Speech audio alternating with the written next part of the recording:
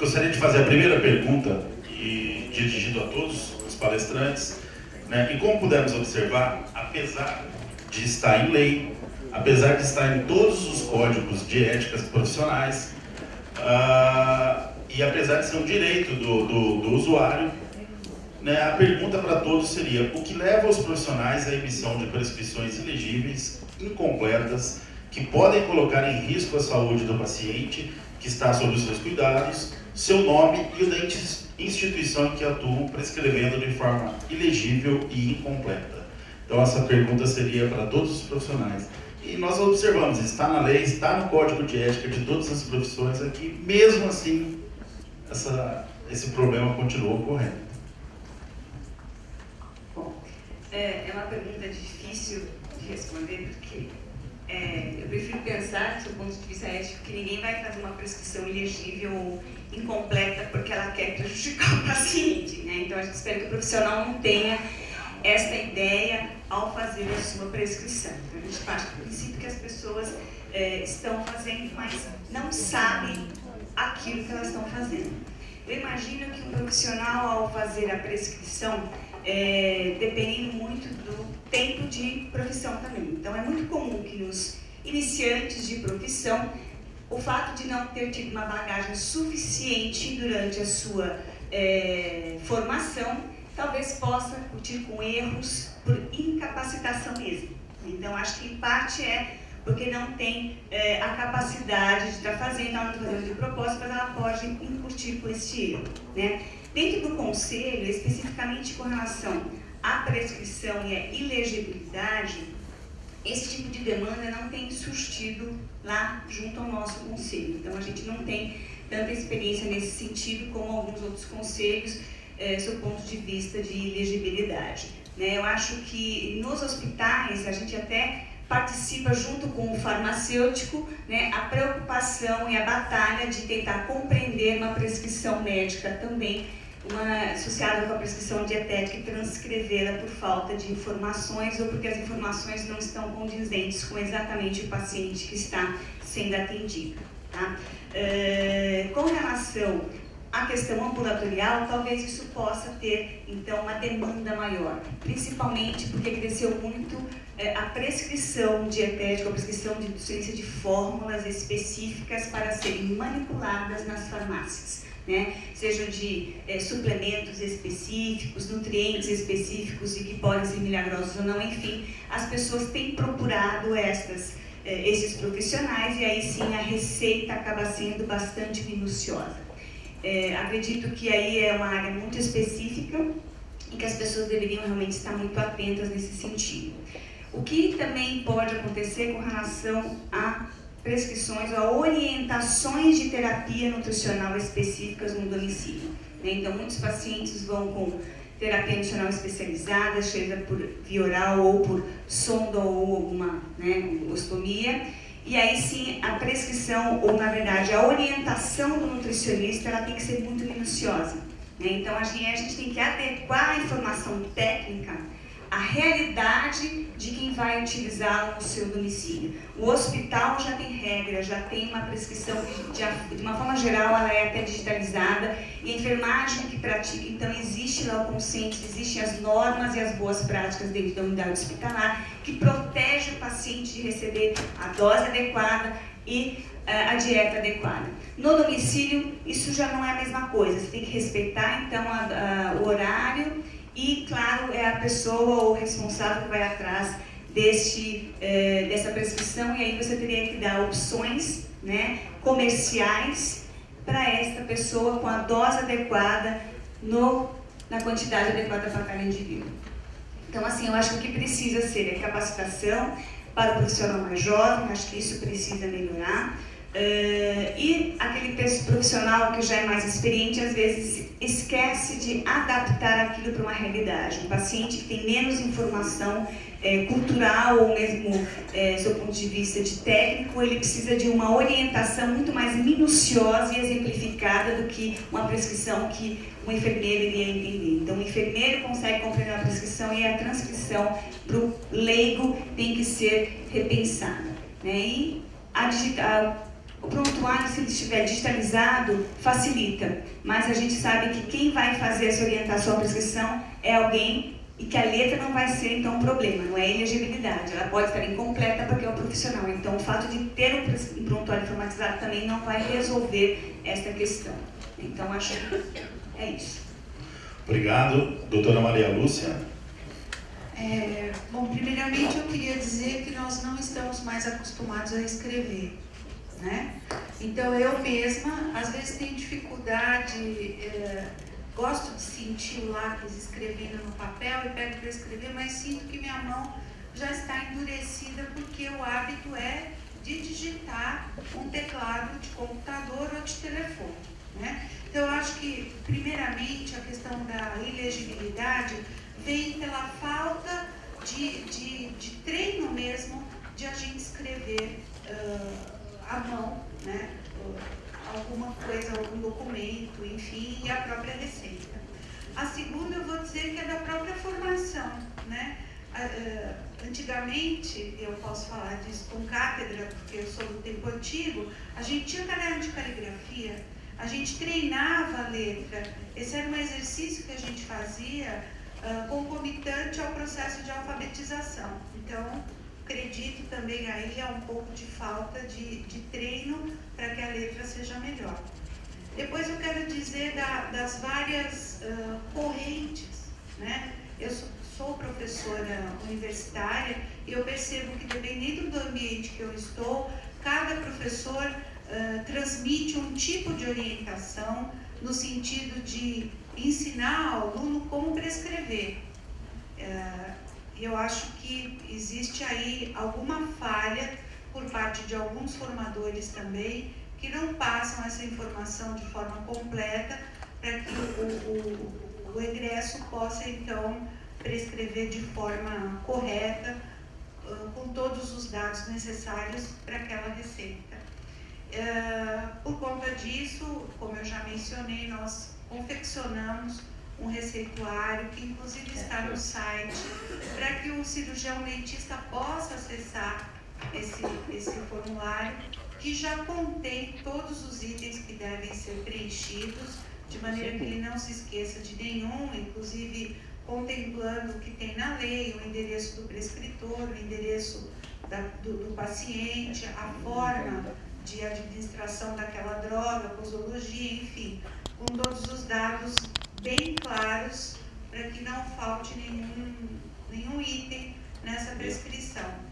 E quero dizer também que, inclusive, agradecer de novo a farmácia, porque a odontologia, juntamente com a farmácia, criou uma cartilha de prescrição, que muito em breve será publicada, né, onde estarão descritos vários itens de interesse para toda a categoria profissional, né, de cirurgiões dentistas.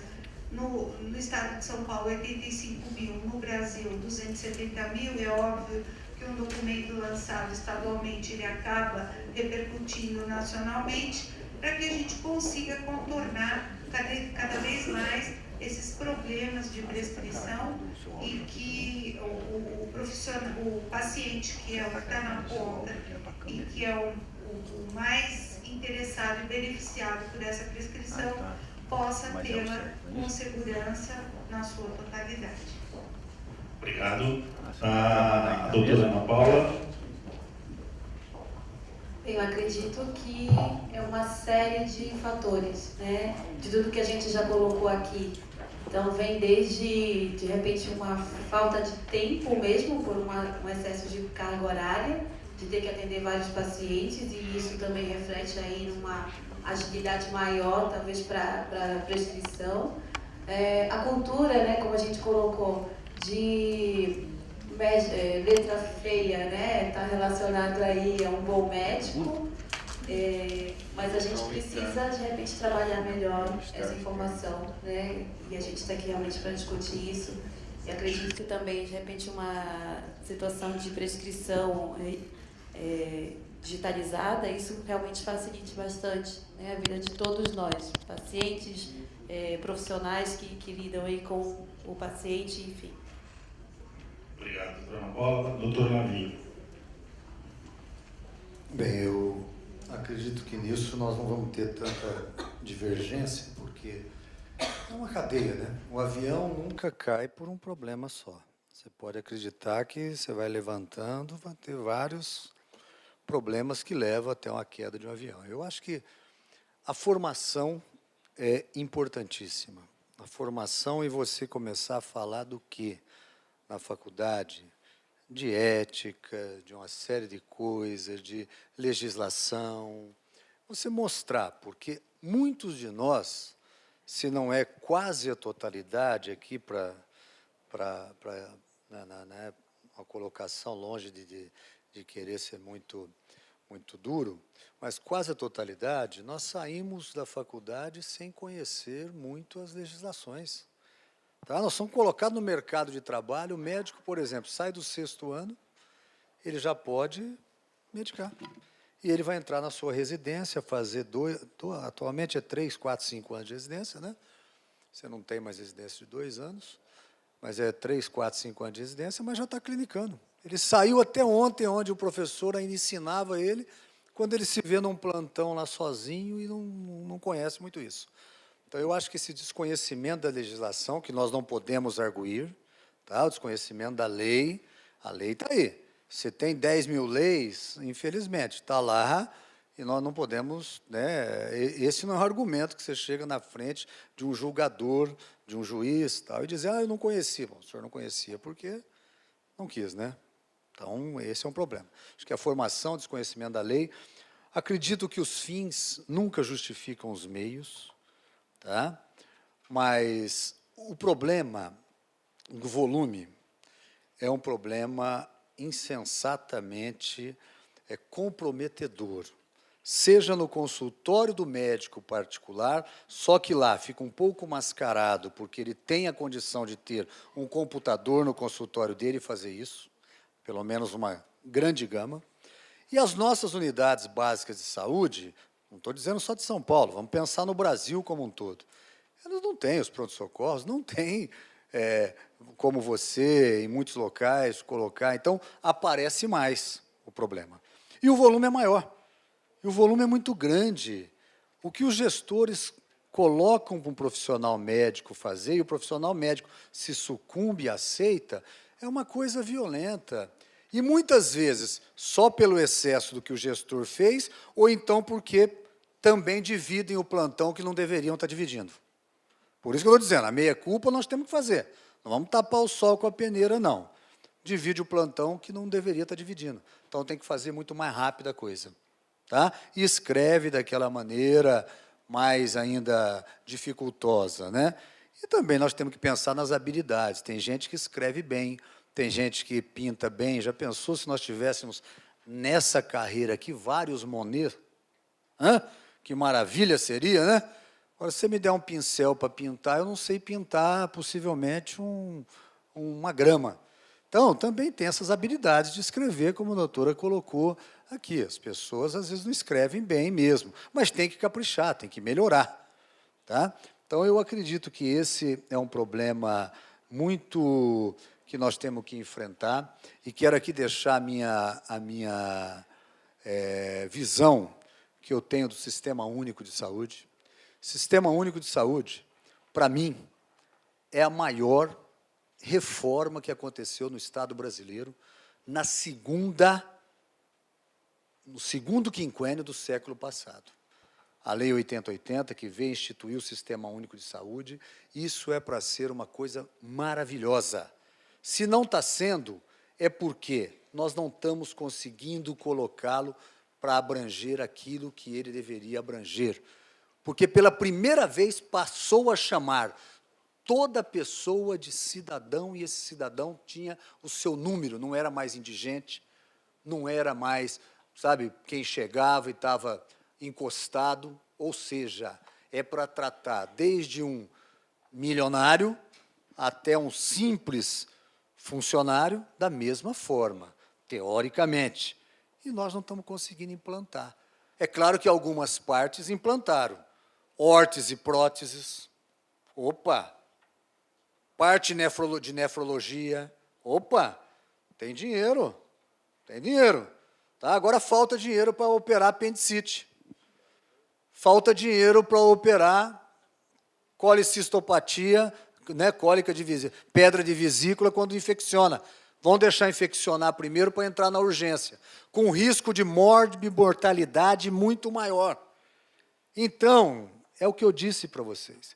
Se não depender, cada cadeia, é claro que o farmacêutico chega até um ponto, o médico outro, nutricionista, dentista, se nós não influenciarmos esse sistema, gente, e nós é que temos esse conhecimento, nós vamos deixar sempre pessoas que não têm o conhecimento, que estão naqueles cargos, por acaso, muito mais passageiramente, tá certo? Porque hoje eu estou conselheiro do Conselho Regional de Medicina, mas eu sou médico. Eu sou médico. E estou conselheiro do Conselho Regional de Medicina. Amanhã tem alguém sentado aqui. Agora, para eu não ser médico de novo, eu tenho que fazer uma barbaridade e ser cassado o meu diploma. Senão, eu vou ser médico o resto da vida, né?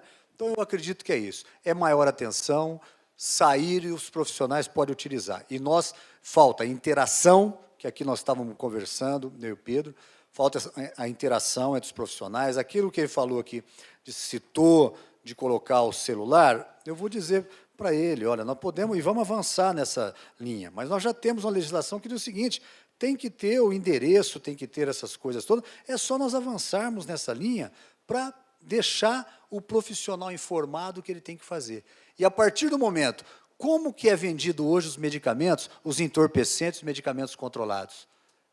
Esses têm rigorosidade e o profissional age com rigorosidade. Não age? Por que nas outras receitas nós não podemos agir? Então, nós temos que avançar nisso. Tá? E isso chama-se educação e, se preciso for, já na cadeia lá final, a punição. Tá? Infelizmente. Tá bom? A educação primeiro. Se for preciso, a punição. Que aí a punição pode ser uma advertência, um TAC, um processo, uma série de coisas. Obrigado. Obrigado, doutor Lavínia. Doutor Pedro. Bom, como eu já tinha colocado, né, acho que só reforçando essa situação, também concordando com todos aqui na mesa, não adianta a gente ter uma lei perfeita e não ter as condições para que ela aconteça, para que ela seja cumprida, né? A gente tem uma lei que a gente conquistou aí em 2014, que é a 13.021, ela fala que o proprietário, o dono, o cara lá que é o responsável, né, legal pela farmácia, não pode contrariar, não pode descumprir as determinações técnicas do farmacêutico. Está escrito na lei, é a maior conquista da profissão farmacêutica, na minha opinião. Desde que a profissão existe no Brasil, é a maior conquista. É esse artigo.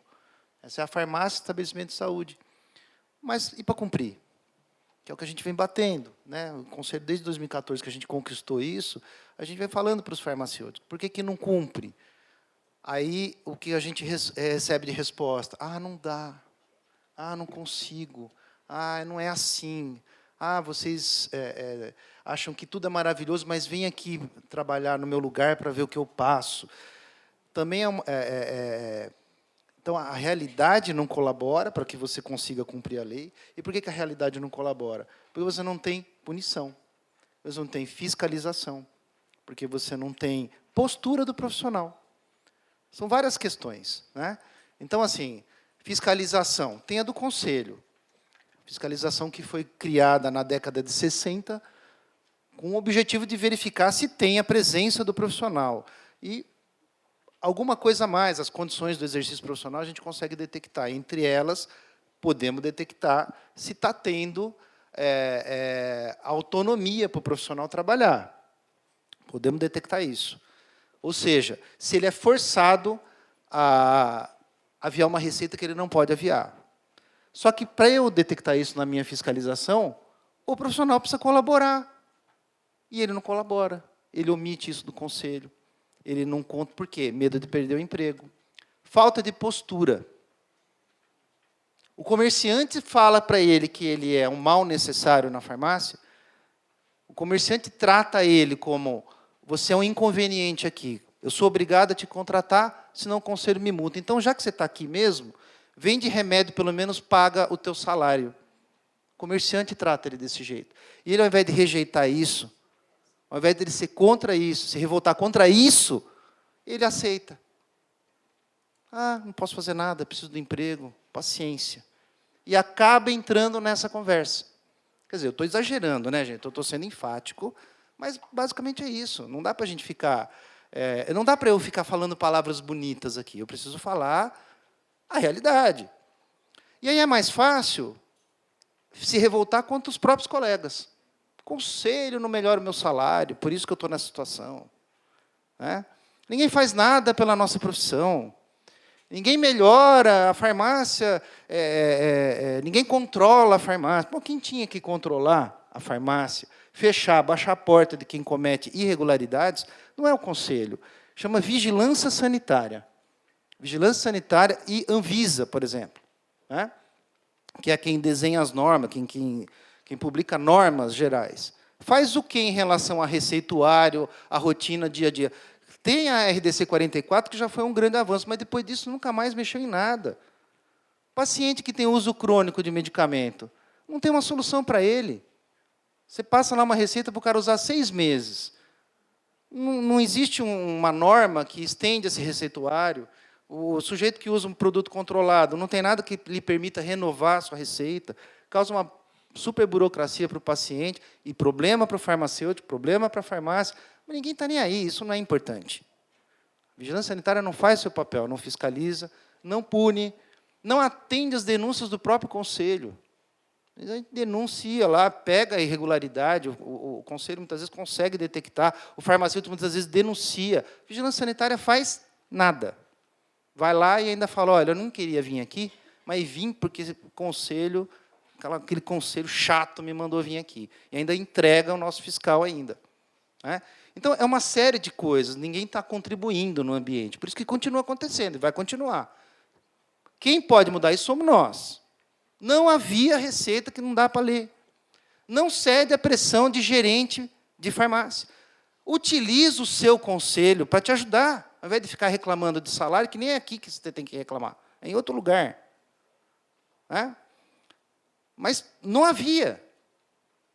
Avisa o conselho, tenha postura de profissional. E aí a gente consegue mudar isso.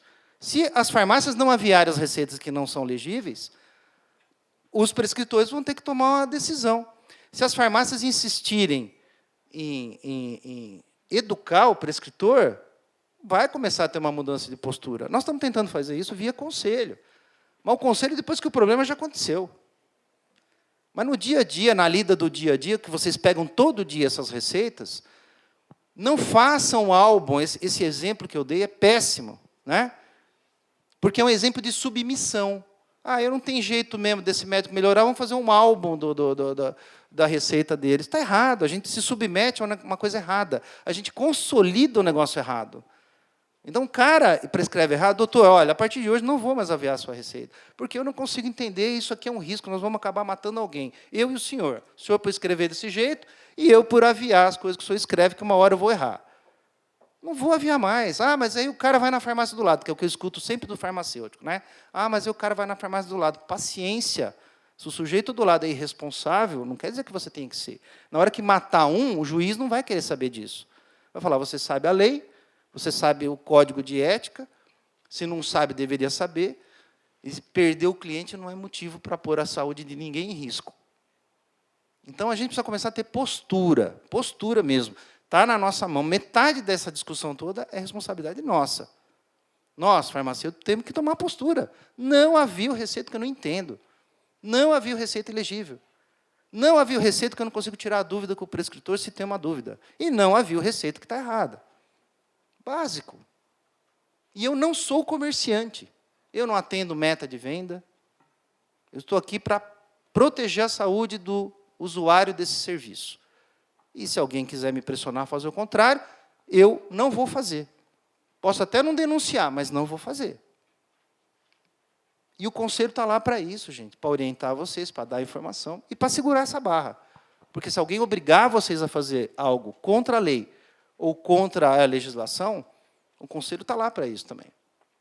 E a gente aciona as outras entidades, aciona a polícia, aciona quem precisar, mas tem que ter postura. Né?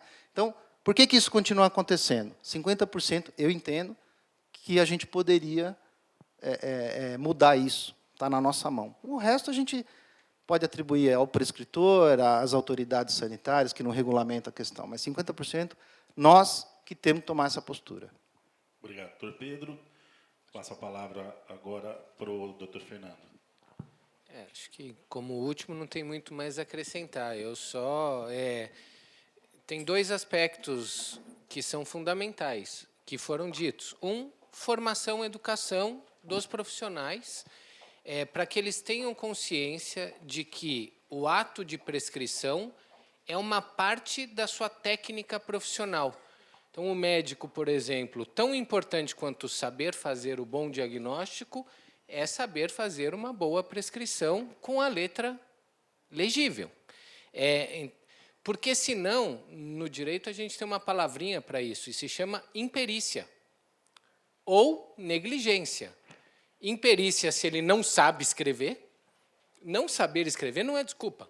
Aprenda, porque faz parte da perícia técnica de um médico saber aviar a receita. Ou é imperícia, porque não sabe escrever, mas creio que esses profissionais sabem escrever, ou é negligência, porque escreve de qualquer jeito. Não tem outra saída. E isso significa culpa e responsabilidade, que é a outra parte. Se age com imperícia e imprudência, deve ser responsabilizado. E eu acho que aqui é um campo que o Brasil está avançando, Lava Jato que o diga, mas ainda não chegamos lá. Nós não temos a cultura da responsabilização. E a gente sabe disso. A gente passa a mão na cabeça, bate a mão nas costas, tolera, e vai deixando passar, vai deixando passar. Isso não pode mais. Se a gente olhar países de cultura anglo-saxã, isso não existe, eles são extremamente rígidos. Tem lei e não cumpriu, puna-se.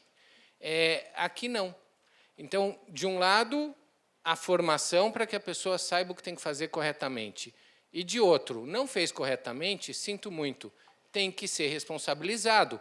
Claro que não é, né, como bem disse o Lavínio, suspender ou expulsar por causa de uma receita, mas advertir, manter um acompanhamento e, se ao longo do tempo não tiver solução, aquela pessoa não tem habilitação técnica para exercer aquela profissão, sinto muito. Então, acho que esse é o caminho que a gente... É árduo, mas é por aí. Obrigado, doutor Fernando. Só uma informação para a plateia. Quero primeiro agradecer o grande número de perguntas que chegou aqui, né, e já pedir para os panelistas aqui, né, responderem num tempo breve para que a gente possa fazer o maior número de perguntas. E aquelas que não foram contempladas, nós nos comprometemos a responder posteriormente. Então, eu passo agora a palavra para a doutora Maria Fernanda, que vai iniciar as perguntas da plateia. Bom, a primeira pergunta que eu tenho aqui é para o doutor Lavínio e para a doutora Maria Lúcia. Há um certo bloqueio quanto à comunicação entre farmacêuticos e prescritores. Às vezes, por burocracia do estabelecimento ou para o próprio profissional, quando há ilegibilidade e ausência de informação, como devemos sanar ou diminuir este acontecimento?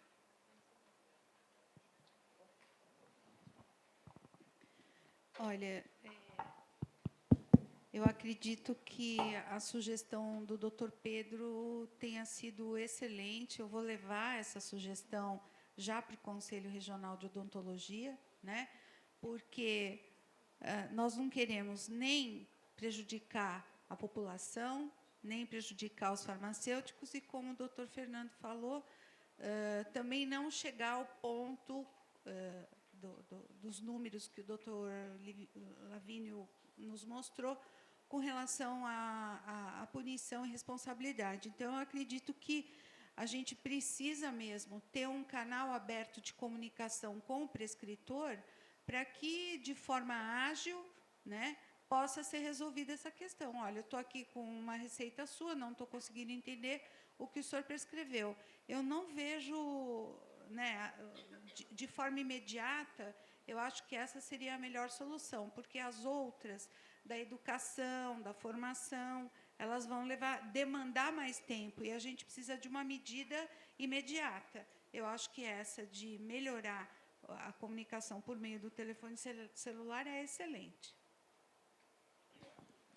Eu, só contribuindo, eu acredito que nós deveríamos tirar uma medida uniforme. E isso é importante, uma discussão ampla, nós vermos todas as vertentes que trará de resolutividade, de benefício, ou de possíveis problemas e malefícios, né? Porque nós temos que ter tudo isso em mente. E eu estava conversando aqui com o Pedro, dizendo que, eu acho que a partir desse fórum aqui, a primeira coisa a retomar é o que nós tínhamos até há 10 anos atrás, que eu me recordo, eu não era coordenador, nada disso, nós tínhamos uma conversa interinstitucional, tá? E você ter as relações com as profissões para vocês verem quais são os principais problemas que os afligem, para tirar essas medidas conjuntas. Por exemplo, prescrição. Aflige quanto das 14 áreas da saúde, vamos dizer assim?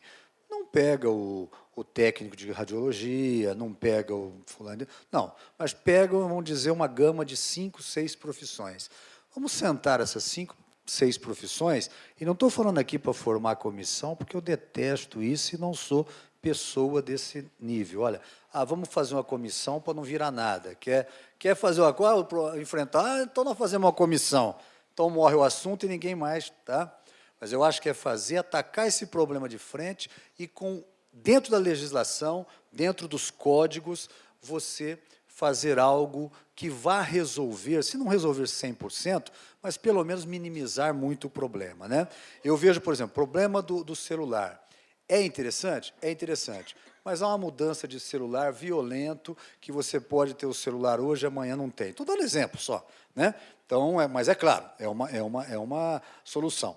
Nós temos hoje, só para vocês verem, baixamos uma resolução onde o profissional, ele permitiria ou não ao Conselho Federal e aos regionais de medicina a soltar os seus dados principais e a sua foto, se ele permitisse. Sabe o que aconteceu e está acontecendo? Só em Franca, esse ano, em Franca, nós detectamos 9 falsos médicos, que se você tivesse onde apertar o dedinho no computador e entrar no site do conselho e a foto dele, ele ia falar, pô, esse não é o doutor Lavínio, esse não é o doutor Mauro, esse não é o doutor Francisco, esse não é... Você está entendendo?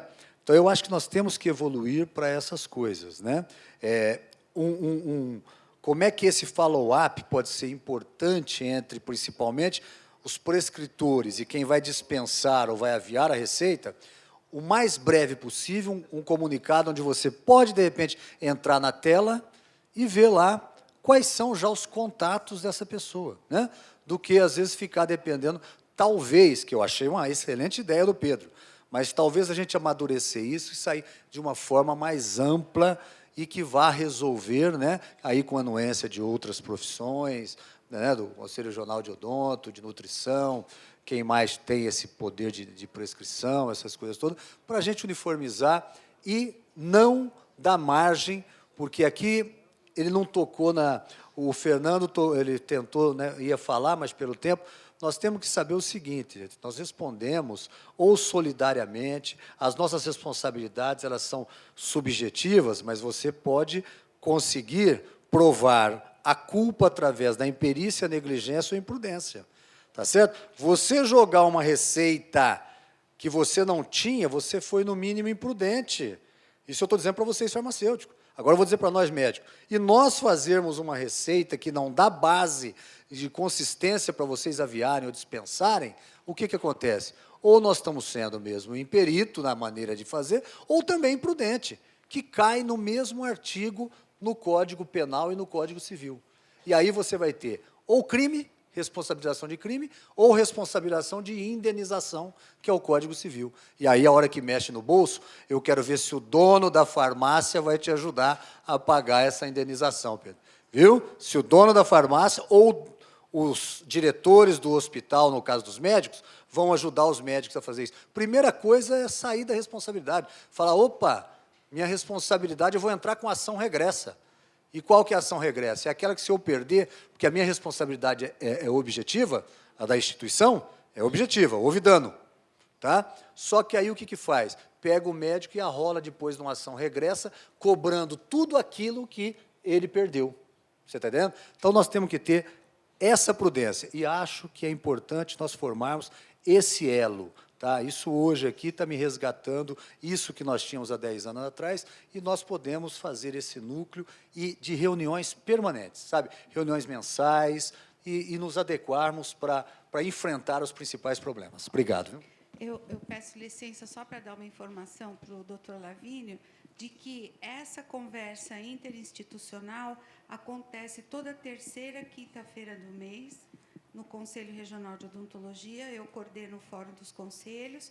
Sentamos, não às 14, porque o Serviço Social e os técnicos de radiologia não têm participado, mas as 12 profissões da saúde, e temos tirado demandas, muitas vezes, pertinentes a uma profissão que as outras 11 apoiam, né?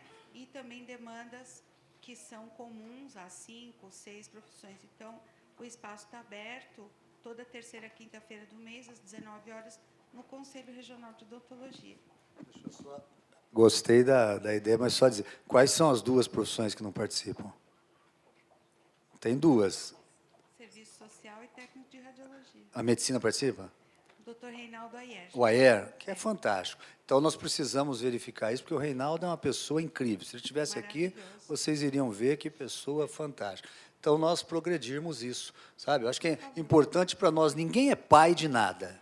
Tá? De repente, fazer essas reuniões até itinerante. Faz uma vez no CROSP, faz outra vez no Conselho Regional de Farmácia, faz outra vez no Conselho Regional de Medicina, de Nutrição. Por quê? Para não dizer que, olha, tem uma paternidade. Não, não é nada disso. Nós queremos benefício global. Nós queremos benefício global. E atuando conjuntamente. Isso é muito importante. Já está aceita, Maria Lúcia. Já está aceita, viu? Nós temos outra questão aqui para o doutor Lavínio. Como podemos fazer a denúncia de prescrição errônea e ou ilegível, e onde encaminhamos esse material? Bem, isso é o seguinte. Bom, enquanto cidadão, é aquilo que eu disse, né? Não vamos nem levar em consideração profissionais, vamos falar enquanto pessoas, enquanto cidadão. Tá? Nós temos a obrigação de tudo que a gente vê que é contra as normas, nós temos por obrigação. Não fazemos muito isso porque nós somos omissos. Desculpem, nós somos omissos. Ou estamos muito atarefados, ou não damos valor nisso, e aí é onde o monstrinho ele vai crescendo e vai virando um monstrão. Você acha que o desvio de ambulâncias que aconteceu no Nordeste e tal, aconteceu como desvio de ambulância no início? Não, no início aconteceu com desvio de seringas. Começaram a desviar seringas, daí a pouco começaram a desviar um lote de medicamentos, daí a pouco estavam desviando ambulâncias, e já se for brincar, se colocar a serviço da saúde em um avião da FAB, talvez desvie um avião da FAB. Você está entendendo? A coisa vai crescendo. É esse monstrinho, e que nós somos, sabe, nós somos fiéis depositários enquanto brasileiros disso aí. Nós temos a obrigação de denunciar isso. Então, para começar, uma denúncia não pode ser anônima. Eu posso até abrir esse canal para vocês e eu assumir essa denúncia. Mas eu acho que já, para orientá-los enquanto a dignidade que nós devemos ter, nós já devemos mostrar a nossa cara. Tá? Eu posso assumir isso, ex officio, e com a minha assinatura. Tá? Vocês mandam para mim, para tal lugar, já direcionado, eu vou tomar, mas acho que não.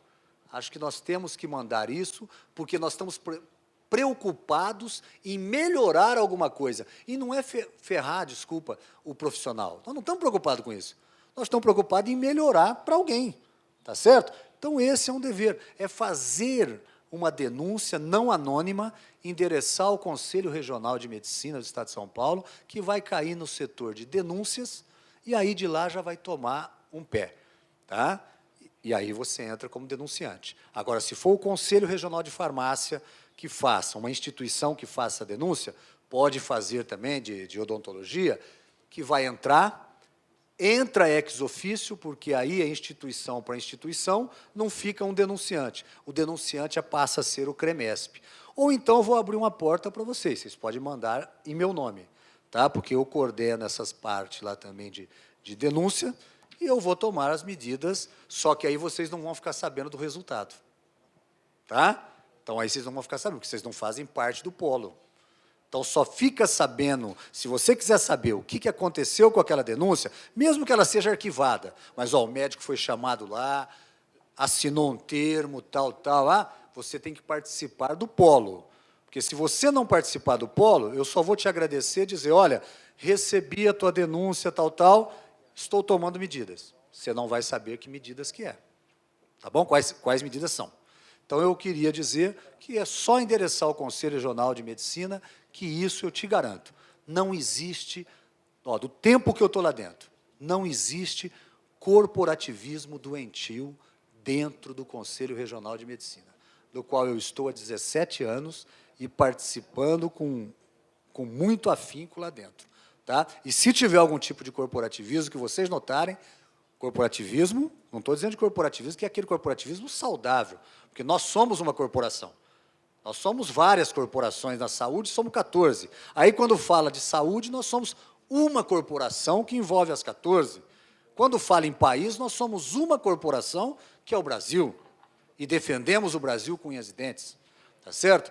Mas agora, se tiver algum corporativismo doentio, eu peço e rogo a vocês que nos denuncie, que nos coloque isso de uma forma, né, salutar, que nós vamos estar tomando essas medidas. Viu? Esperamos a contribuição dessas receitas, se chegarem, porque o que nós não temos lá é medo de chamar médico a médico e nem problema em arrumar tempo a mais para chamar médico a médico lá, para primeiro orientar. Se não for o resultado não for bom, depois tomar as medidas, que é o que eu chamei aqui de punição. Eu queria aproveitar essa questão que foi dirigida ao doutor Lavínio para perguntar para vocês, né, doutora Denise, doutora Maria Lúcia, se vocês também possuem canal de denúncia nos seus conselhos. Sim, acho que isso é um ponto muito forte que o doutor colocou, até uma coisa que eu acho que as pessoas deveriam perder o medo, acho que ninguém está querendo prejudicar ninguém, a gente está querendo melhorar uma questão. Então, assim, o CRN, por exemplo, ele só vai conseguir melhorar todas as suas ações, né, com relação à prescrição ilegível, incomplementar, se a gente ficar sabendo do que tem acontecido aí fora.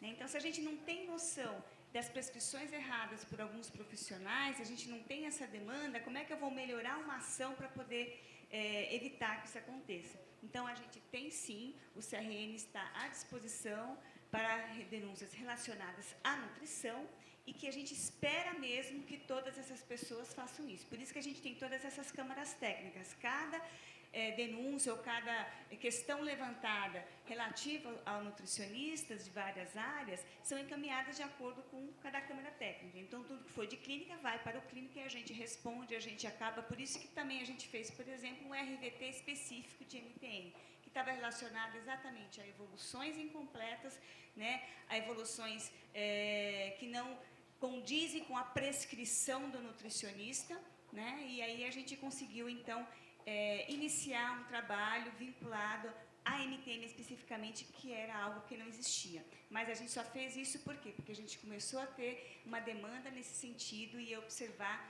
a falta, né, de informação por alguns profissionais nessa área. Então, a gente tem sim, e é importante que as pessoas o façam, os farmacêuticos, principalmente com relação a prescrições de nutricionistas que fazem fórmulas, né? Tomar muito cuidado com questão de quantidade, miligramagem, microgramagem, unidades, porque isso pode realmente ser prejudicial ao paciente, dependendo da quantidade.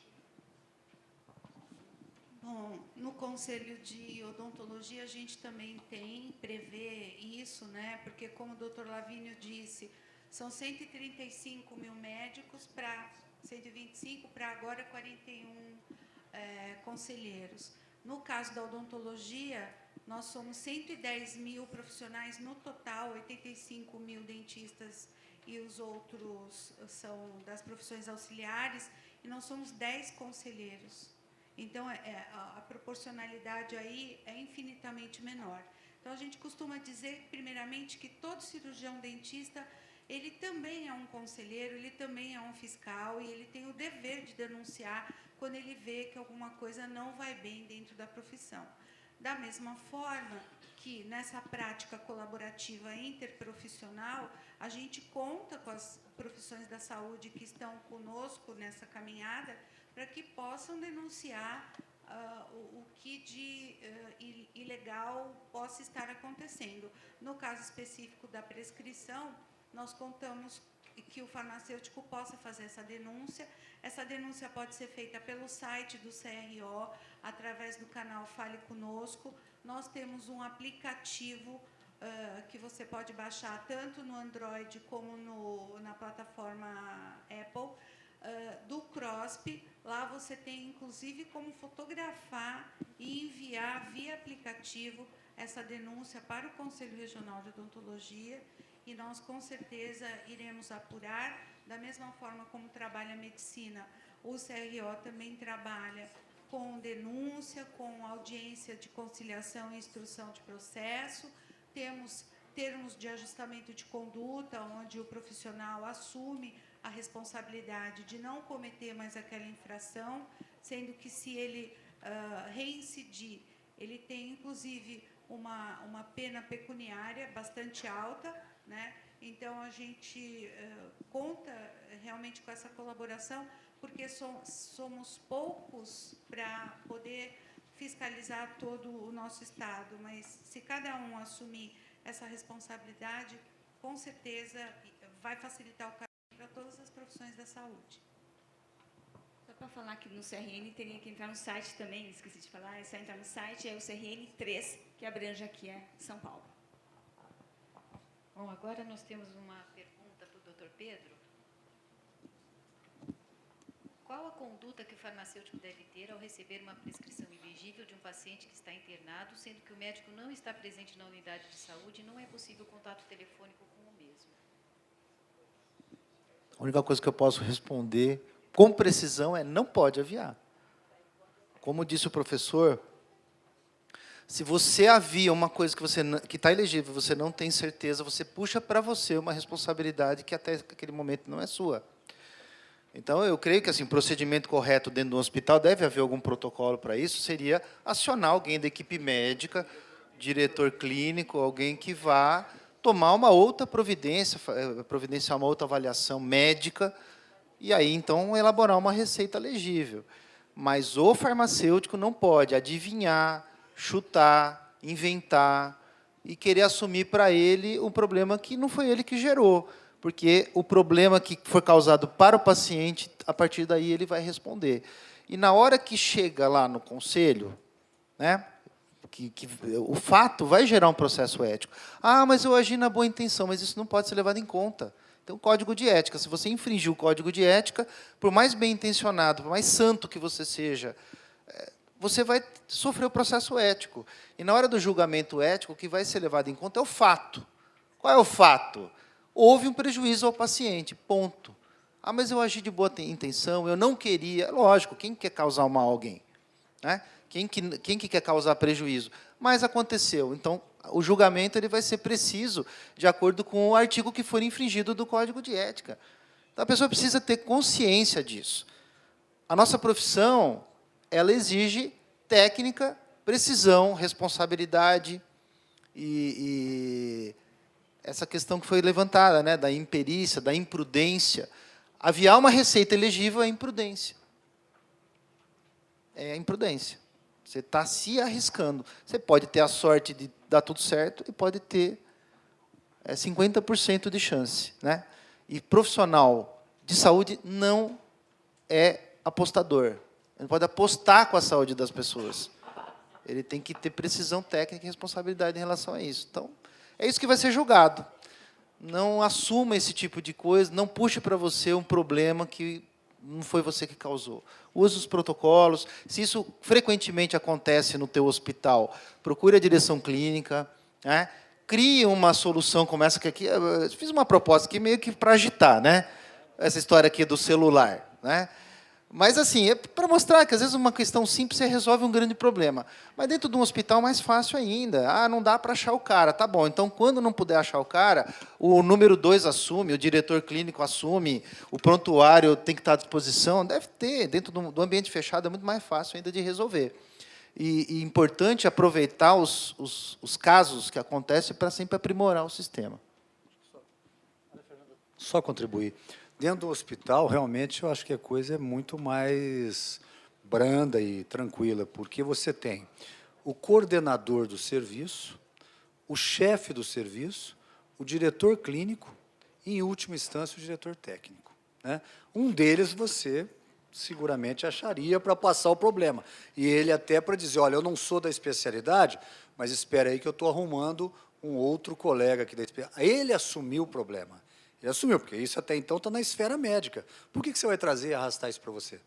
Tá? Agora, a partir do momento que estão acontecendo, né, reincidências, o que é a sugestão? É fazer vamos dizer, um memorando ao seu superior hierárquico dentro da instituição, para que isso seja levado ao comitê técnico ou comitê de ética médica, porque, de repente, se resolve dentro da própria instituição sem precisar chegar no Conselho Regional de Medicina, porque as comissões de ética médica dentro dos hospitais é um braço, né, do Conselho Regional de Medicina dentro daquela instituição. Quer dizer, eles podem resolver lá mesmo, chamar o médico, conversar, mostrar que aquilo não pode acontecer, e, de repente, o médico diz, olha, tá bom, me desculpe, eu vou melhorar e tudo certo. E se isso não acontecer, aí sim, a comissão de ética vai mandar para nós tomarmos as medidas cabíveis. Mas eu acho muito mais tranquilo quando é dentro de uma instituição, principalmente hospitalar.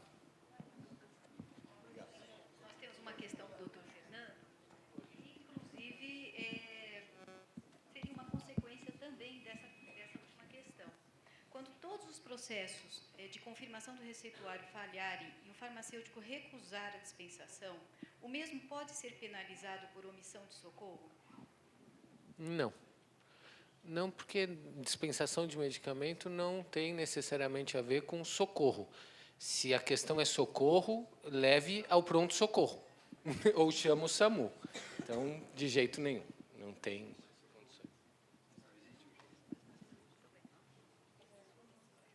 Então, professor Fernando, nós temos outra questão aqui, que eu vou procurar até juntar. São várias questões. Por que há tanta resistência dos prescritores por que alguns profissionais reagem tão mal à abordagem do farmacêutico quando esse tenta esclarecer a prescrição? E aí, aproveitando, como podemos trabalhar o princípio da relação interprofissional dos profissionais de saúde? Interpessoal e interprofissional dos profissionais de saúde. Bem, primeiro, ninguém gosta de ser avaliado. Então, eu acho que um questionamento sobre a prescrição, ele sempre é recebido de primeira mão como uma suspeita da minha competência técnica ou do meu... um questionamento à minha competência ou ao tipo de terapêutica que eu estou propondo. Então, esse é uma primeira reação que eu vejo do que eu conheço melhor, que é lá entre os médicos. Mas isso não é generalizável. Eu acho que são algumas pessoas que têm isso. Essa reação, eu não sei como é que ela é, não sei como é no dia a dia, mas reagir mal é um erro. Então, quem está reagindo mal está errado. Eu acho que quem está pedindo esclarecimento tem todo o direito de fazê-lo, e se a outra pessoa não gostou, o problema é dela.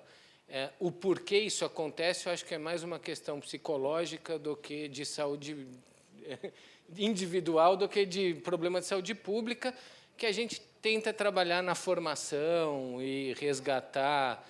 E eu acho que a tendência é isso melhorar muito. Os diálogos multiprofissionais, a própria lógica de construção de políticas públicas multissetoriais, hoje está tomando uma dimensão que 10 anos atrás não existiam. Até a nova grade curricular da Faculdade de Medicina da USP, hoje, é toda formatada para uma abertura maior ao sistema de saúde e às outras profissões, a relação com as outras profissões no cuidado, né?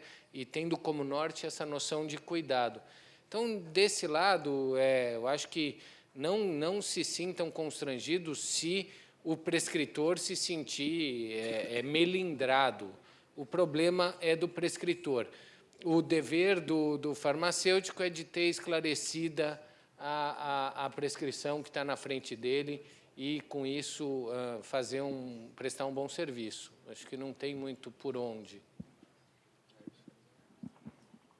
Tem uma questão agora para o doutor Lavínia e para o doutor Pedro. Existe algum projeto em andamento para que a prescrição digitalizada seja compartilhada, inclusive com as farmácias e drogarias? Eu não tenho conhecimento de um projeto, né? Projeto de lei, projeto do Conselho Federal, eu não tenho conhecimento. Se existe isso daí, pode ser que alguém esteja discutindo nesse âmbito. Agora, eu gostaria até de falar a respeito disso. Eu entendo que isso vai acabar, é inevitável, vai acabar sendo o futuro. É algo que resolve muitas coisas, né? Se você digitalizar o processo de prescrição, você resolve a questão da ilegibilidade, você resolve, por exemplo, uma grande questão que são os medicamentos tarjados, né? A venda dos medicamentos tarjados, o controle dos medicamentos, esses de controle especial. Você resolve várias questões de uma vez só se você informatizar o processo, né? Por exemplo, você pode ter um sistema integrado onde a farmácia acessa e sabe quem está tomando o quê e, inclusive, a validade dessa receita. Então, imagina, aí, teoricamente, né, um sistema de saúde integrado, onde o médico ele insere lá o paciente e a prescrição que ele fez e por quanto tempo dura aquela prescrição, e qualquer farmácia do Brasil pode acessar e entender aquele paciente, sim, eu posso prescrever, eu posso dispensar para ele, porque a última vez que ele recebeu esse medicamento foi tal dia. Quer dizer, isso é utópico, mas não custa a gente sonhar. Um dia a gente chega lá. Tem tanta coisa que acontece hoje que há 10 anos era inviável, né? E eu tenho essa mania de enxergar o que pode ser, porque a gente pode ter metas para trabalhar e metas para atingir. E eu acho que é o futuro. Eu acho que no futuro, se a gente conseguir informatizar, nós vamos resolver vários problemas. Existem essas diferenças no Brasil, aí, regionais, que eu acho que hoje não justifica, porque o cara fala assim, porque o sistema, ninguém tem computador, mas todo mundo tem celular. A pessoa vai fazer... outro dia lá, o cara consertando o prédio que eu moro lá, o pedreiro lá no andaime, mexendo no WhatsApp, né? Quase tive que avisar ele que ele ia cair do andaime, porque ele estava andando ali Então, hoje em dia, todo mundo tem. O cara em cima, lá, 3 andares de altura, ele está mexendo na internet. O celular é um computador. Então, essas questões, que hoje parecem meio utópicas, daqui a 4, 5 anos, pode ser que não seja mais. O desenvolvimento tecnológico pode permitir isso, pode virar uma coisa simples. Hoje em dia, os órgãos públicos já têm até uma lei que nos obriga a fazer os serviços digitais. Existem várias questões, por exemplo, declaração de imposto de renda vai desaparecer, a parte de relacionamento com o governo vai desaparecer em papel. O próprio governo já está entrando nisso. Então, se você pode fazer uma declaração obrigada a fazer pelo computador, por que talvez, no futuro, não haja... A gente vota pelo sistema de computador? E o voto vai para todo lugar no Brasil. Vocês não veem quando tem a eleição, mostra aqueles caras de canoa lá no Rio Amazonas, né? Não tem computador, mas vai a urna eletrônica. Então, acho que uma hora a gente chega lá, eu acho que é a solução. Né? O dia que a gente informatizar, resolve aí 90% dos problemas. Maria Fernanda. Bom, eu queria só dizer, primeiramente, eu acho que se isso acontecer, o meio ambiente vai agradecer muito, né? Quer dizer, quantas árvores vão deixar de serem cortadas, isso é muito importante. Agora, o que eu vejo de problema nisso? Que eu acredito que nós temos que evoluir realmente para isso. Mas é uma coisa que se chama segredo e sigilo profissional. Tá? Segredo e sigilo. Vou falar do médico.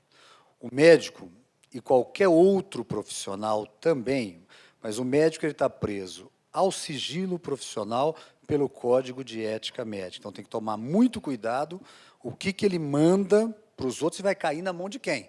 Você não sabe na mão de quem vai cair. De repente, vai cair na mão do Dr. Pedro. Está ótimo. De repente, vai cair na mão de balconistas ou de pessoas que não têm o compromisso com o sigilo profissional. E o sigilo profissional ele está no Código do Processo Civil, no Código Civil Brasileiro, no Código do Processo Penal e no Código Penal Brasileiro. Tá? Isso é crime. Isso dá indenização vultosa. Tome cuidado com o que você está fazendo. Olha, só para dizer para vocês, nós julgamos recente, e eu já instruí alguns processos nesses anos todos, de médicos que utilizaram dos seus prontuários médicos, porque, na verdade, o prontuário médico ele é do paciente, sob a guarda do médico e a guarda da instituição, quando estiver numa instituição. Tá? Ele utilizou de prontuário médico para se defender em ação trabalhista. Defender, porque a Santa Casa de fulano e tal falou, não, esse médico nunca trabalhou aqui. Mentira. O médico foi lá, pegou o prontuário e falou, como não? Ó, está aqui. A hora que fez isso, o próprio juiz denunciou ele para nós. O próprio juiz denunciou ele para nós. Tocou a ação trabalhista, que eu não sei o que virou, tá? Mas o próprio juiz denunciou, falou, olha, como não era segredo de justiça, e o que corre em segredo de justiça? Os processos que correm no Conselho Regional de Medicina é segredo. Até a hora de ser julgado e se for apenado com uma pena pública. Se não, até lá, você lembra que eu disse, olha, senão vocês não vão ficar sabendo? Não ficam. Só ficam sabendo as partes. E essas partes estão compromissadas também com o sigilo e o segredo daquele processo. Né? Então, o único problema que eu vejo nisso, e eu acho que seria maravilhoso, mas nós temos que ter a confiabilidade necessária em ambas as, não só as profissões, mas as pessoas que vão receber isso e que não vão utilizar disso, né, para uma maneira espúria. Tá? Tem que ter uma lei, realmente. Porque, olha, qual que é a lei que pega vocês, farmacêutico, né, o dentista, o nutricionista, nós médicos, é a mesma que pega o balconista? Não é. Não é, gente. Então, nós temos que tomar esse cuidado, porque nós não sabemos como é que vai chegar lá. De repente, eu prescrevo, estou dando exemplo, um remédio para AIDS. Claro que o remédio para AIDS tem programa especial, mas vamos dizer que a farmácia venderia um remédio para AIDS. Alguém pega essa receita, opa, estão passando aqui para o doutor Lavínia um remédio para AIDS. Então, ele é aidético. E aí eu saio falando por aí. Não, cuidado que ele tem tuberculose, tem AIDS, tem tudo, né, de qualquer doença.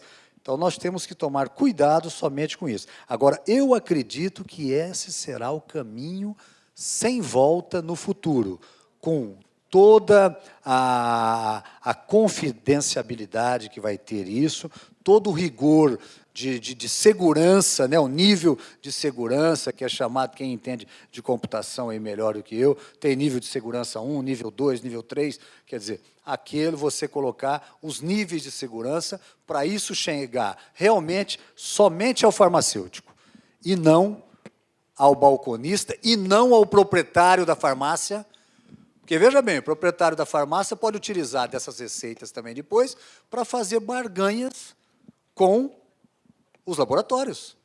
Pode ou não pode? Então, gente, são todas essas coisas. Nós, que somos agentes públicos, quer dizer, eu trabalho numa autarquia, numa autarquia federal. Quer dizer, eu não posso fazer igual um cidadão, A hora que eu sair daqui e falar, ó, não estou mais representando o Conselho Regional de Medicina, eu posso fazer tudo aquilo que a lei não me proíbe. Tá? Agora, enquanto autarquia, enquanto agente público, eu só posso fazer aquilo que a lei me permite. Só aquilo que a lei me permite. Você viu a diferença? Eu sou o mesmo Lavínio. Sou o mesmo. Olha que absurdo, mas é. Então, quando você é agente público, você pode fazer aquilo que a lei permite. Está escrito na lei que você pode fazer isso. Então, eu posso. Agora, deixei de ser o Lavínio. Está escrito na lei aí, só sou o Lavínio, não sou agente público. Que eu não posso fazer? Não, não está escrito. Então, eu posso fazer, enquanto pessoa, enquanto cidadão. Entendeu? Então, só disse isso para complementar, mas eu estou de acordo com o Pedro. Eu acho que isso, no passar dos anos, é uma coisa inevitável, que nós vamos ter que evoluir para isso. Queria fazer só uma parte, aproveitar essa deixa, acho que está todo mundo aqui na expectativa de eu falar isso. Né? Farmacêuticos, por favor, se você tiver uma dúvida, uma receita, não ponha no Facebook. Isso é deplorável. É uma vergonha para a nossa classe você compartilhar a sua dúvida, para não dizer outra questão, no Facebook. O Facebook é uma praça pública. É a mesma coisa você ir no meio de uma praça e colocar quem pode me ajudar. Né? Você mostra que, muitas vezes, você não é competente para resolver o problema, você se expõe e você, pior, né? As pessoas expõem o paciente, expõem o médico. E o médico tem todo o direito, ou o prescritor tem todo o direito, inclusive, de processar o profissional que faz isso. E o paciente, muito mais. O doutor Lavínio colocou aqui que isso está no Código Civil. A pessoa tem direito à privacidade. Então, por favor, quando vocês verem os colegas pondo receita no Facebook, por favor, oriente. Não tenha medo de tomar xingo, porque no Facebook, né, tudo que você fala ali, você é xingado. Não tem problema. Mas, ó, colega, não faz isso. Você está expondo as pessoas, expondo o paciente, expondo o hospital. Isso é uma questão profissional, você não pode pôr isso em praça pública. Então, essa é uma questão importantíssima. Tá? Ah, mas então eu passo pelo WhatsApp. Cuidado, porque tudo que se passa pelo WhatsApp também viraliza e você também perde o controle para onde vai. Uma receita absurda, não faça isso. Por mais absurda que seja, denuncia para o conselho, mas dentro do ambiente profissional. Olha, peguei aqui uma receita absurda, incompatível, manda para o CRF manda para os outros conselhos, e isso é tratado de forma profissional. Não exponha o colega da saúde, não exponha principalmente o paciente, gente. Tá? Então, só queria aproveitar aí o gancho. Essa questão de sigilo é fundamental, faz parte da questão da postura. E outra coisa que o doutor Lavínio falou também, essa questão de utilização do receituário para questões comerciais, que isso já acontece, não precisa ser eletrônico. Né? Tem farmácia que quer tirar foto de receituário, representante de laboratório que vai lá e faz acordo com a farmácia para pegar o receituário do médico, para depois o representante ir lá no médico e constranger o médico porque está prescrevendo, o nutricionista ou dentista, porque está prescrevendo X ou Y. Isso já acontece. Estou dizendo que acontece onde vocês trabalham, mas acontece. Isso chega no conselho e é conhecido. Né? Microfilme de receita, xerox de receita. Agora não precisa mais nada disso. Antigamente, microfilmava as receitas, escondido ali embaixo do balcão. Hoje em dia, você digita o CRM do médico. Não tem um sistema da farmácia, ele já vem preparado para você digitar o CRM do médico, e pelo CRM do médico você emite um relatório e já sabe quem prescreveu o quê. Porque o sistema da farmácia, na leitura ótica, já colhe a informação. CRM X receitou Y. Esse relatório pode ser impresso, entregue para o representante, para o laboratório. Então, isso também está na responsabilidade de vocês. Isso daí é coisa do departamento comercial. Não, é responsabilidade sua. Tudo que acontece dentro da farmácia é responsabilidade do farmacêutico. Mesmo que seja uma propaganda, mesmo que seja algo comercial, não é o departamento comercial que vai responder, é você. Não é o departamento de marketing que vai responder para o conselho, é você. Quem vai ser punido eticamente é o responsável pela farmácia. Então, fato, consumado, a denúncia recebida, por exemplo, de um médico, que ele foi constrangido por um propagandista que foi lá forçar ele a receitar tal medicamento, informação obtida na tua farmácia, essa denúncia é um fato. Nós vamos ter que abrir um processo e você vai responder.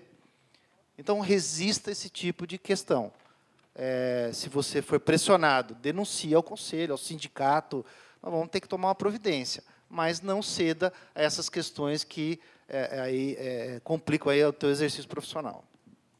Bom, nós tivemos um grande número, né, de questões, felizmente, né, 32 questões, mas, infelizmente, né, nós temos que fazer um encerramento com uma questão para todos, né.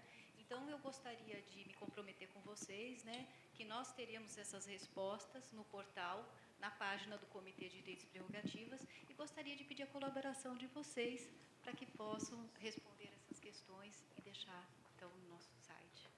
Tá?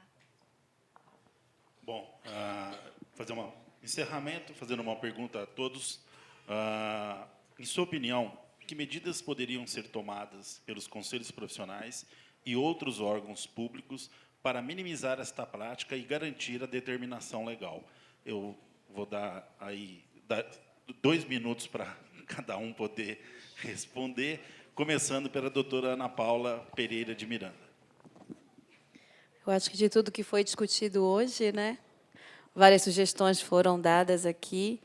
De repente fica o exemplo do telefone, da troca mesmo de mensagens com o médico. Eu acho que é isso que, de repente, o conselho vai buscar, essa interação maior com o profissional médico, odontologista, né, ou mesmo nutricionista. Então, é buscar realmente essa interação maior entre os profissionais. Doutor Fernando.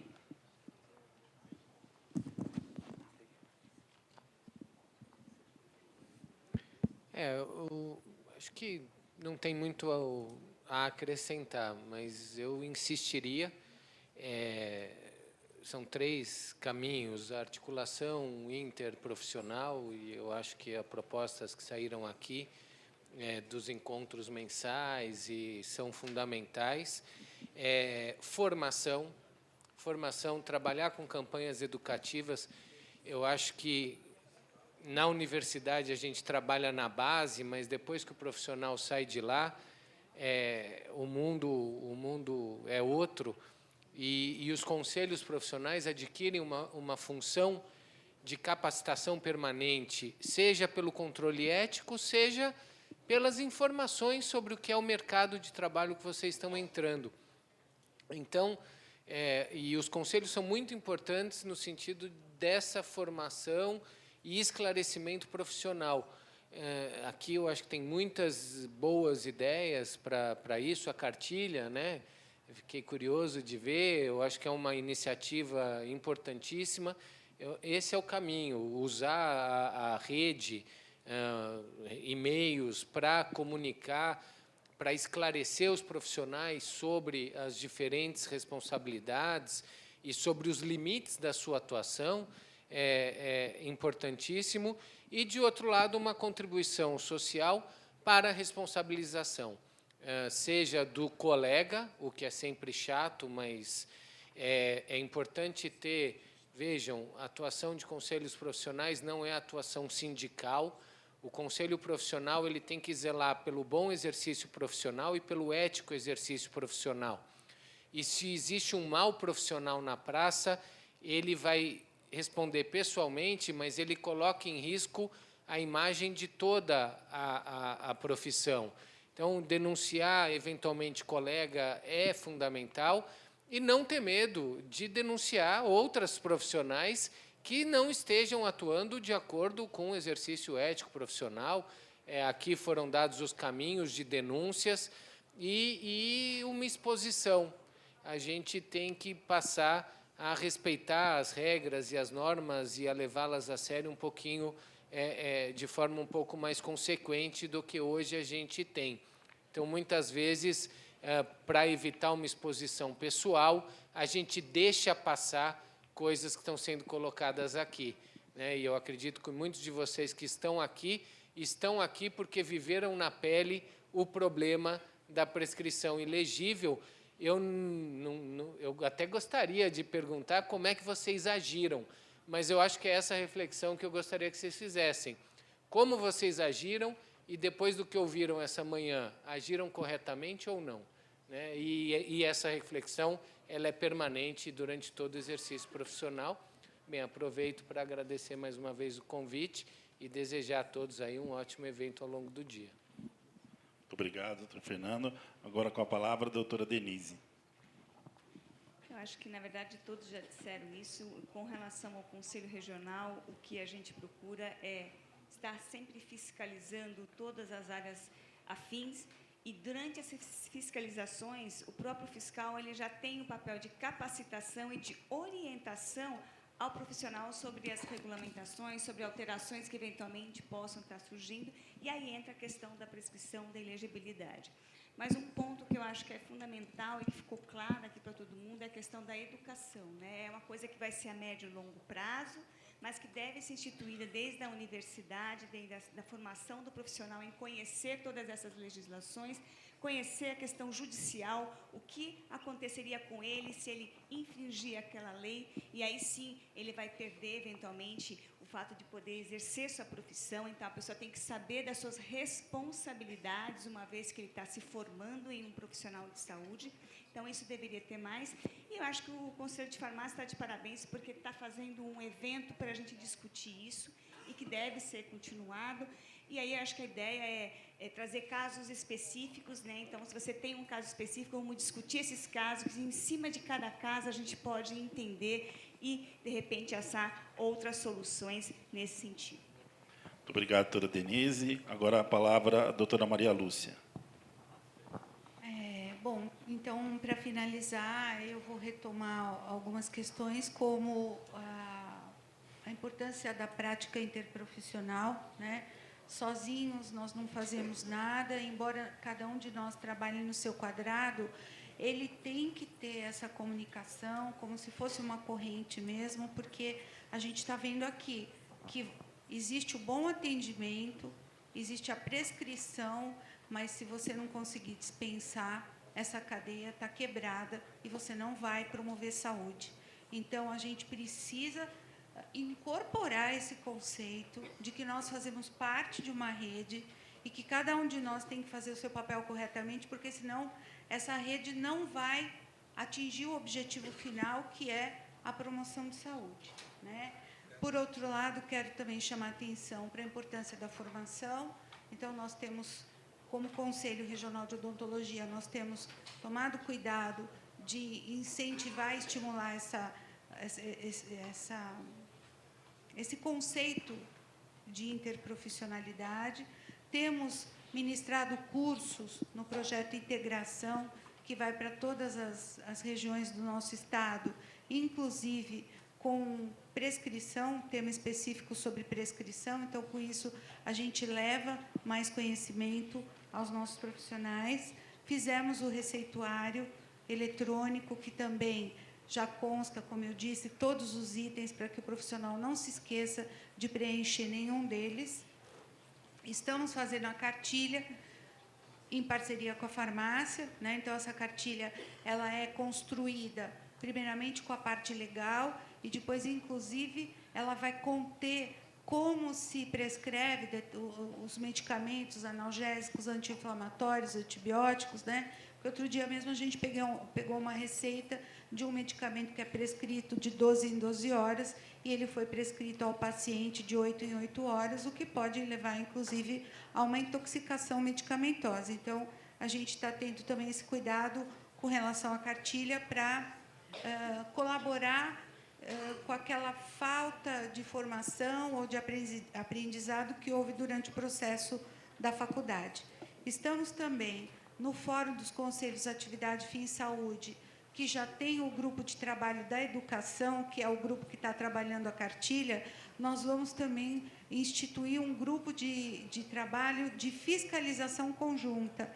Então, óbvio que a odontologia tem peculiaridades da profissão, a farmácia, a medicina, enfim, todas as profissões da saúde. Mas existe um momento em que a fiscalização é conjunta, então, com áreas comuns, né, da ética. Então, exatamente para esse caso, a gente vai ter também um grupo de trabalho de ética para a gente poder fiscalizar, um grupo de fiscalização para a gente poder realmente fazer essa fiscalização conjunta. E, por fim, eu queria agradecer o convite, eu acho que foi muito interessante participar desse debate, parabenizar mais uma vez a farmácia, que tem sempre muito boas ideias e organiza eventos muito bons e muito ricos, né, que agregam valor não só para a farmácia, como para as outras profissões. E fica aí a minha sugestão da gente poder estender essa conversa para as outras profissões de saúde também, né?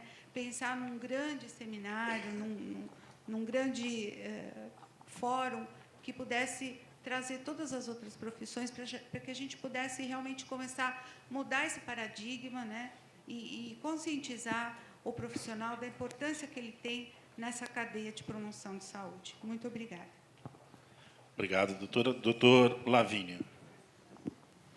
Bem, eu, primeiramente, dizer que foi um prazer muito grande estar aqui, né? Em nome do Conselho Regional de Medicina, agradecer, parabenizar mais uma vez o Conselho Regional de Farmácia, em nome do Dr. Pedro, todos os seus diretores aqui, e a vocês, né, que os elegeram para estar aí trabalhando nesse tempo todo. Eu queria só fazer uma menção, porque para vocês exercerem a profissão de farmácia, vocês têm que saber, basicamente, 3 leis básicas. 3.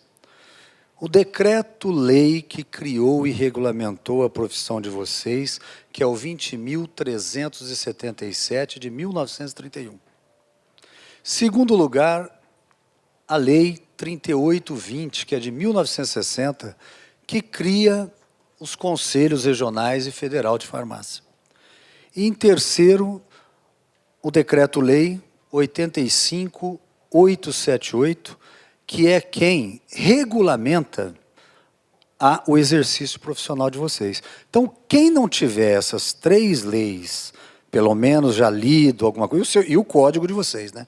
É difícil, porque vocês vão estar incorrendo em muitos erros. Então, eu estou aqui fazendo uma sugestão, como eu faço também a sugestão quando estou, né, na presença de médicos, um público de médicos, que a gente tem que atinar muito, senão nós vamos estar incorrendo, às vezes, em insucessos em áreas que podem nos levar para um lado até de crime penal, essas coisas todas, né? Então, isso é muito importante. Agora, respondendo à pergunta específica, eu acho que todos aqui têm uma visão, né, pelo que eu vi dos debates, que nós temos que falar a mesma linguagem, gente. Muito mais coisa nos une do que nos desune. Nós temos problemas profissionais? Sempre vamos ter. Nós temos problema dentro das nossas casas. O marido gosta de uma coisa, a mulher de outra, um filho disso, filho daquilo, tal. E nós tentamos harmonizar tudo isso. Então, quer dizer, é discutir, trabalhar isso para que a gente leve de uma maneira convergente as autoridades que podem elaborar leis, decretos, hoje, né, portarias, resoluções, para que a gente possa informar os colegas de uma forma mais homogênea, porque não adianta sair daqui e a farmácia dizer, olha, já amanhã publicar no jornal ou no site, olha, não é para ninguém aceitar uma receita mal escrita de médicos, ou de dentista ou tal. Você imagina como é que isso vai soar lá fora? Uma que tem interpretações diferentes, que não tiveram aqui hoje, muitos farmacêuticos, né? Imagine eu chegar também e colocar isso no jornal do Conselho Regional de Medicina de uma forma também ruim que possam soar com as outras profissões. Então, o que nós temos que fazer? Tirar protocolos ou elaborar documentos que eles soam de uma forma que converge a gente e nós depois publicarmos nos nossos órgãos. Para quê? Para trazer os profissionais para nós. A nossa responsabilidade, enquanto nós estamos representantes, É isso. Não é fazer aquilo somente que os outros nos pedem, que foi comentado aqui várias vezes, erroneamente. Nós temos sindicato para fazer isso. Nós temos... Olha, nós entramos numa disputa jurídica e endossamos um documento do Sindicato dos Médicos e da Associação Paulista de Medicina. Sindicato é para emprego, para salário, para brigar para isso. A Associação Paulista de Medicina também tem a sua função, que é associativa, mas pode entrar nessa seara. E nós endossamos esse documento também, que foi lá na época da CBHPM. Nós estamos, atualmente, fomos envolvidos numa sentença de pagar uma multa vultosa, porque nós não poderíamos entrar nessa seara. E nós saímos aí para fora, a hora que eu começo a falar, um colega médico levanta a mão e fala, o que você está fazendo por nós? O salário está do mesmo jeito, eu não estou ganhando mais. Aí eu tenho que chamar ele do lado e falar, você quer que eu responda em público ou só para você? Porque se você quiser que eu responda em público, eu também sei ser deselegante. Quer? Tá? Então, essa coisa nós temos que passar de uma forma e mostrar para que existem os conselhos, para que existem as outras instituições, e essas instituições fazer as defesas adequadas. A nossa, por exemplo, é fazer a defesa da profissão e da população. Olha que coisa incrível. Pô, eu pago o CRM para ele me punir em benefício da população? Eu também pago. É para isso. Ah, não é para lutar por mim? Não. É para te orientar. Nós podemos fazer programa de educação médica continuada, estamos fazendo julgamentos simulados, fazendo uma série de coisas que é para orientar, para você não chegar nessa seara. Agora, se chegar, quem tem que te defender é o Sindicato dos Médicos e a Associação Paulista de Medicina, não nós. Então, é isso que eu tenho que fazer, a clareza. E eu acho que com isso que a Maria Lúcia colocou aqui, dessas reuniões, eu vou me inteirar delas, inclusive com o Reinaldo até, para ver se ele está, regularmente, se ele está precisando de alguma ajuda, e a gente encampar para que a gente possa estar fazendo não uma cartilha só entre dentistas e farmacêuticos, mas uma cartilha entre dentistas, nutricionistas, farmacêuticos e muitas outras profissões. Porque o benefício, gente, é um só. É para a população. E o maior deles todos, para a nossa consciência. Obrigado. Obrigado, doutor Lavínio. E passando a palavra agora para o doutor Pedro Menegasso.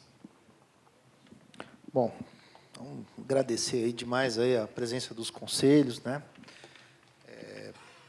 Acho que é muito importante que a gente perceba que essa consciência está vindo, né, de todos os profissionais, dessa necessidade de interagir, de compreender a saúde como um todo, né? Compreender que cada um tem o seu papel, mas se os papéis não forem complementares, a gente não consegue tanto exercer a nossa profissão, quanto obter o resultado que a gente quer para o paciente, para a saúde da população. Então, obrigado mesmo, né, pela nutrição, odontologia, medicina, por vocês estarem aqui. O pessoal da ADJ, que é nosso parceiro de tanto tempo, né, que a gente sempre trabalha junto, a Faculdade de Medicina, o professor que está aqui, que deu brilhantes esclarecimentos. Acho que o papel do conselho é realmente ter a sensibilidade de compreender o que está acontecendo no dia a dia. Na nossa profissão, isso é um pouco difícil, são 74 áreas que o farmacêutico atua, né? Farmácia é uma área, seria considerado uma área. Tudo bem, então 90% da profissão está aí, né? Mas tem mais outras 73 áreas para a gente também compreender o que está acontecendo, ter a sensibilidade de entender o problema dos profissionais, fomentar os debates, né? E, principalmente, que vocês falaram, educar. O papel do conselho é proteger, sim, o cidadão, né? Os conselhos foram criados para a sociedade se proteger dos profissionais que não exercem corretamente as profissões. Só que somente nós, que somos da profissão, temos conhecimento suficiente para compreender se um profissional do nosso meio causou realmente um dano, ou se ele realmente foi culpado ou não daquele dano causado, né? Por isso que foi criado dessa maneira. E é difícil explicar isso, né? O sujeito passa 4, 5, 6 anos na faculdade, não tem um professor, ou às vezes tem até, mas ele não foi nessa aula, porque é menos importante. É a aula mais complicada.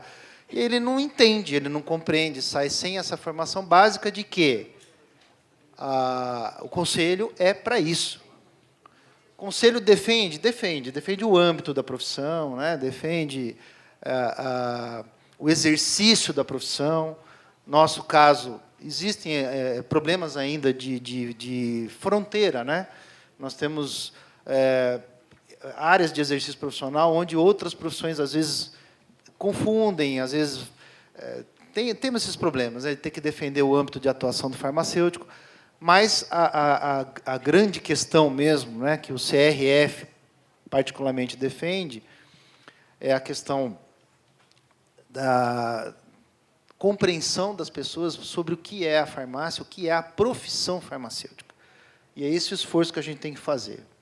Não querendo comparar com nenhuma outra profissão, mas na nossa, nós temos ainda essa grande tarefa, além das outras. Tem que explicar para a população o que é farmacêutico, o que ele faz, para que serve. Tem que explicar para a imprensa, quando ela vai lá e explica e coloca lá o presidente do Conselho Regional das Farmácias. E o repórter, viu, doutora, não é só com você, mas o repórter também não sabe a diferença, muitas vezes, entre farmácia estabelecimento e farmácia profissão. E eu tenho que ir lá explicar, olha, Conselho Regional de Farmácia é profissão farmacêutica, né?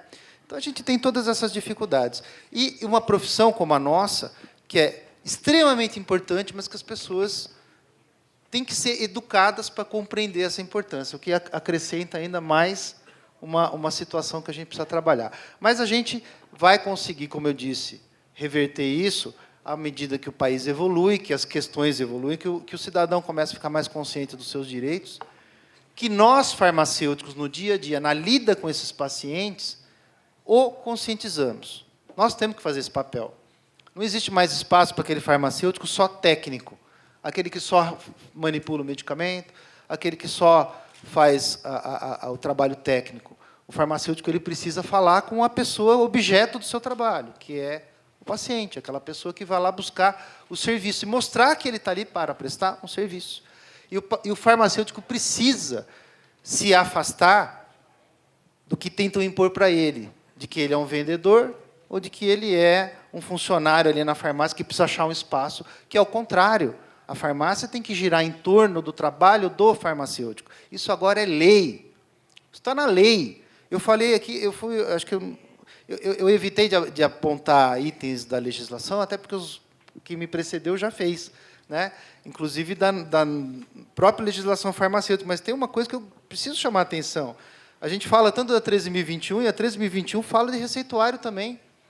A 13.021, que é uma lei que a gente recentemente conquistou, né, que fala que a farmácia é um estabelecimento de prestação de assistência à saúde.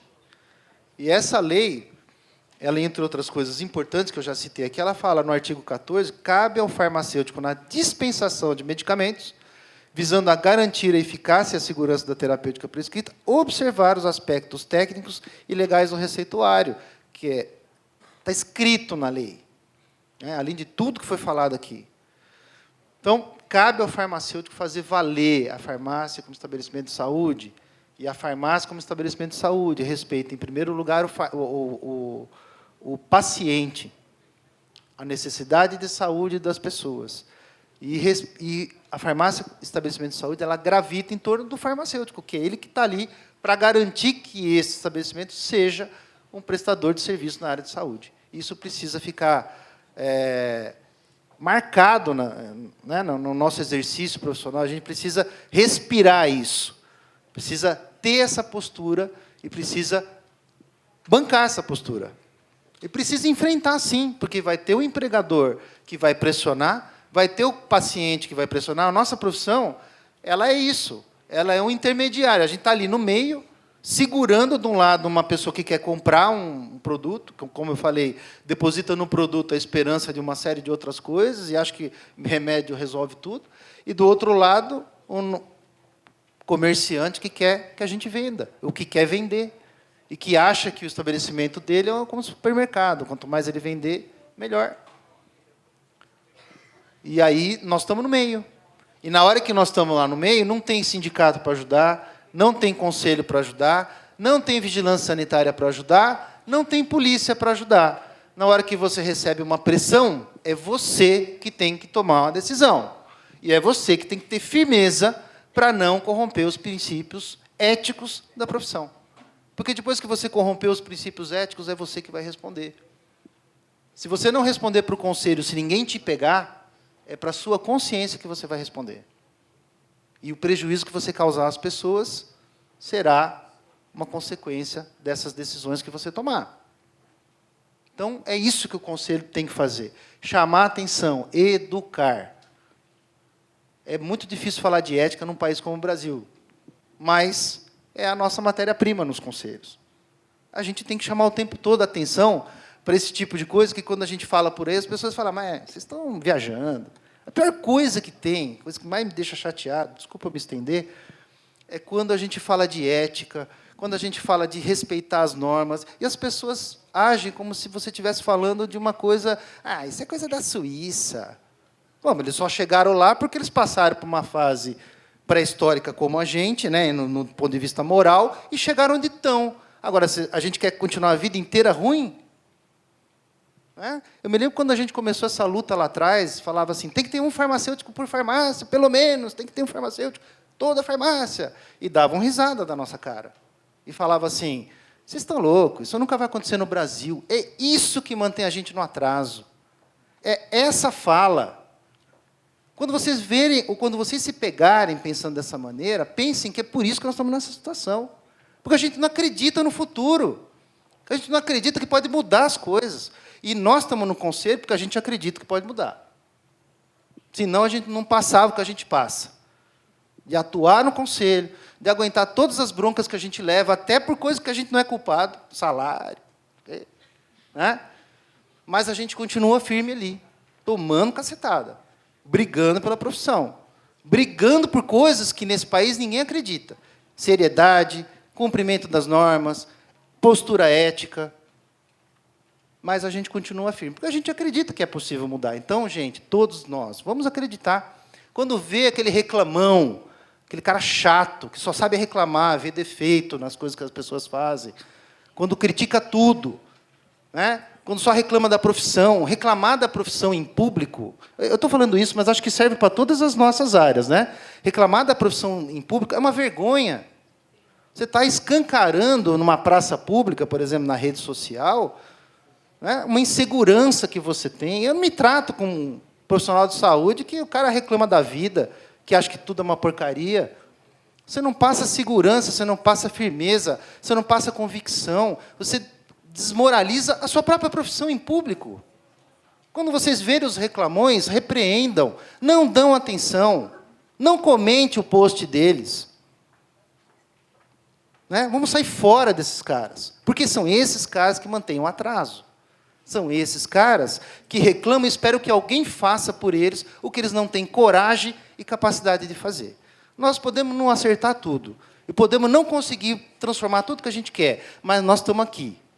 E temos coragem de dar a cara e falar, estamos tentando. Tá? Então, o que o conselho pode fazer é o que a gente está fazendo, e eu tenho a consciência tranquila de que nós estamos fazendo tudo o que é possível para melhorar a profissão farmacêutica e para melhorar a saúde nesse país. Apesar de tantos problemas, apesar de tantas dificuldades, a gente não pode perder essa vontade e essa força para tentar transformar e acreditar que lá na frente pode ser melhor do que é hoje. Obrigado.